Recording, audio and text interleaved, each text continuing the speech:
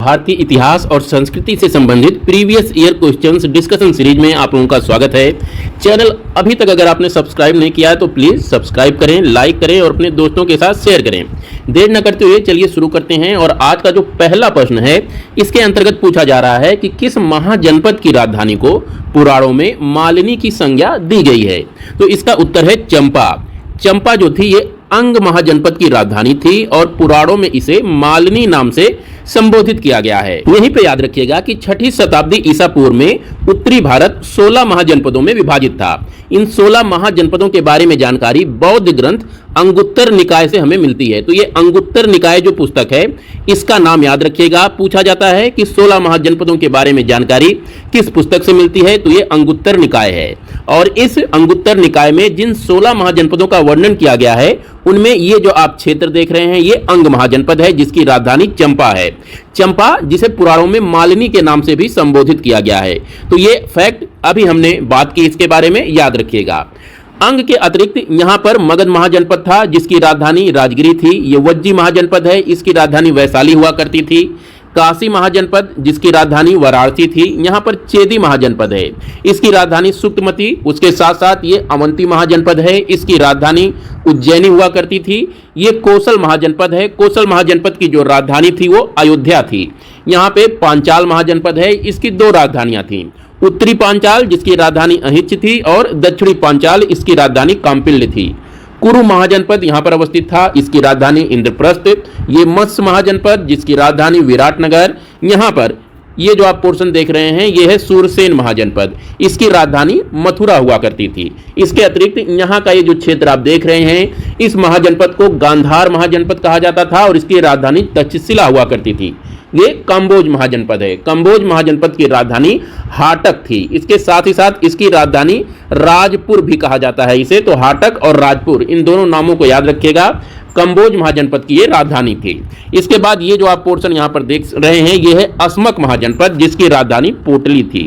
ये महाजनपदों में सबसे दक्षिणी महाजनपद था और यहाँ पे जो अंग महाजनपद देख रहे हैं ये सबसे पूर्वी महाजनपद था। इसके साथ ही साथ अगर सबसे उत्तरी महाजनपद की बात करें तो ये काम्बोज महाजनपद था जिसकी राजधानी हाटक थी।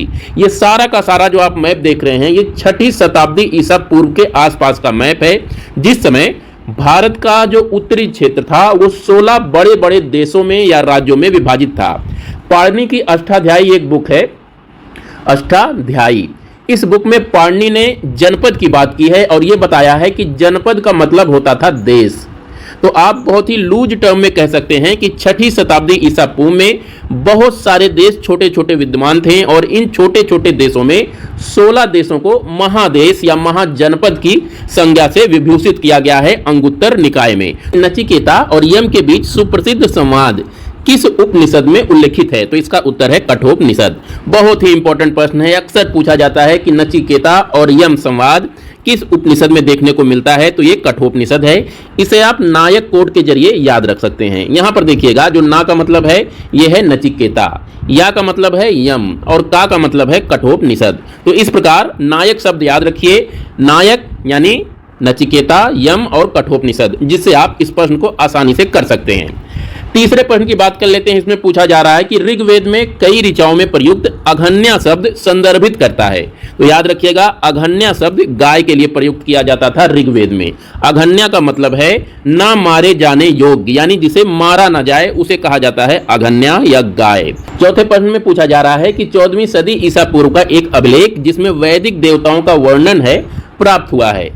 उत्तर है बोगज कोई से। बोगज कोई कहाँ अवस्थित है, ये इस समय तुर्की में अवस्थित है और यहाँ से एक अभिलेख प्राप्त हुआ है जिसमें वैदिक देवी देवताओं का वर्णन किया गया है। तो प्रश्न यही पूछा जाता है कि बोगज कोई अभिलेख किस देश में अवस्थित है, तो ये तुर्की में अवस्थित है। और क्यों ये इंपॉर्टेंट है, इसलिए इंपॉर्टेंट है क्योंकि इसमें वैदिक देवी देवताओं का वर्णन मिलता है और ये भारत के बाहर अवस्थित है, इसीलिए इसकी इंपॉर्टेंस बढ़ जाती है। अगले प्रश्न की बात कर लेते हैं। यहाँ पर पूछा जा रहा है कि सत्यकाम जबाल की कथा जो अनब्याही मां होने के लक्षण को चुनौती देती है उल्लेखित है, तो ये छांदोग्य उपनिषद में है।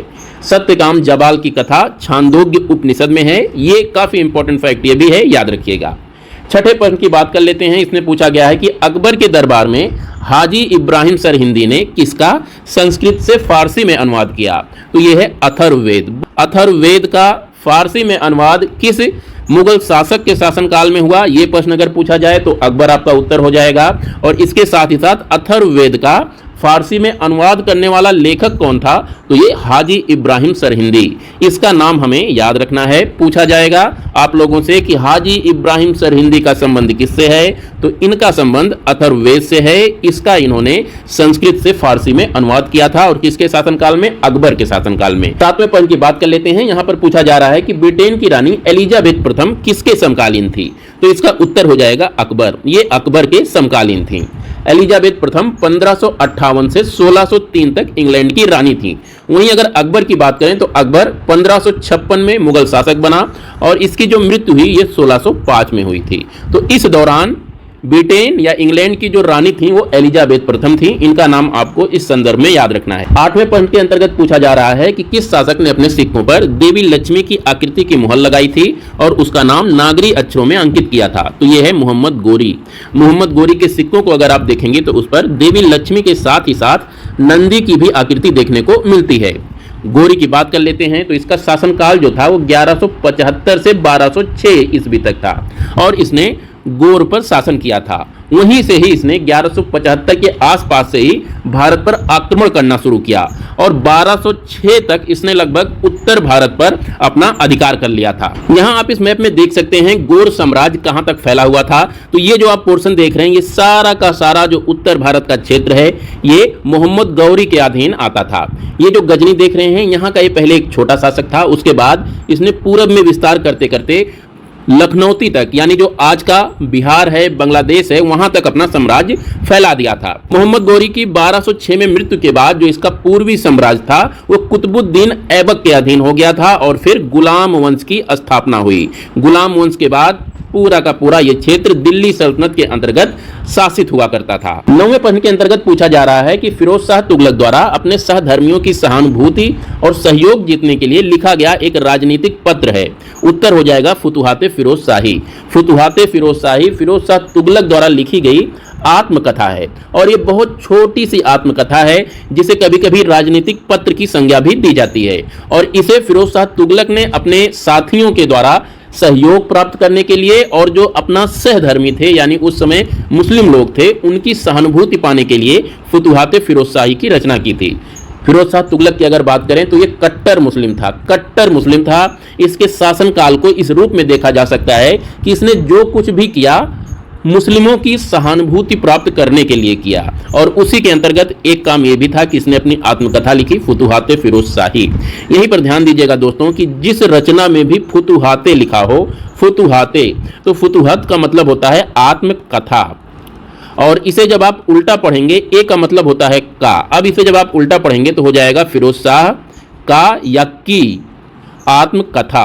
तो इस प्रकार जब फुतुहत लिखा हो किसी भी पुस्तक में और पूछे कि इसका रचनाकार कौन है तो जो बाद में ये लिखा होता है वही उसका रचनाकार भी होता है। ये ट्रिक आप याद रखिएगा। और फिरोज शाह तुगलक के बारे में याद रखिएगा कि ये दिल्ली सल्तनत का 1351 में शासक बना और इसने 1388 तक दिल्ली सल्तनत पर राज्य किया। इसके शासन के दौरान एक बहुत ही इंपॉर्टेंट लेखक हुए जिन्हें कहा जाता है बर्नी। बर्नी ने भी एक रचना की है जिसे कहा जाता है तारीखे फिरोज शाही। ये बहुत ही इंपॉर्टेंट रचना है। फिरोज शाह तुगलक के शासनकाल के दौरान ये दो रचनाएं आपको याद रखनी है। एक फुतुहाते फिरोज शाही जिसको खुद फिरोज शाह तुगलक ने लिखा है और एक दूसरा है तारीखे फिरोज शाही। तारीखे फिरोज शाही बर्नी के द्वारा लिखा गया है। फिरोज शाह तुगलक के बारे में कुछ और इंपॉर्टेंट फैक्ट्स एंड फिगर देख लेते हैं। तो याद रखिएगा कि इसे भारत में नहर किर्स सिंचाई प्रणाली के जनक के रूप में जाना जाता है और इसके द्वारा दो प्रमुख नहरों का निर्माण किया गया था। जिन दो नहरों का निर्माण किया गया इसके द्वारा उसमें जो पहली नहर थी उसे उलुग खानी नहर के नाम से जाना जाता था और इस नहर की उत्पत्ति सतलज नदी से होती थी। इसके साथ ही साथ जो दूसरी नहर थी जिसका निर्माण फिरोज शाह तुगलक के समय में हुआ उसे रजब बाह नहर के नाम से जाना जाता था और इस नहर को यमुना नदी से निकाला गया था। तो ये दो इंपॉर्टेंट नहरें हैं जिसे फिरोज शाह तुगलक के समय में निर्मित किया गया था।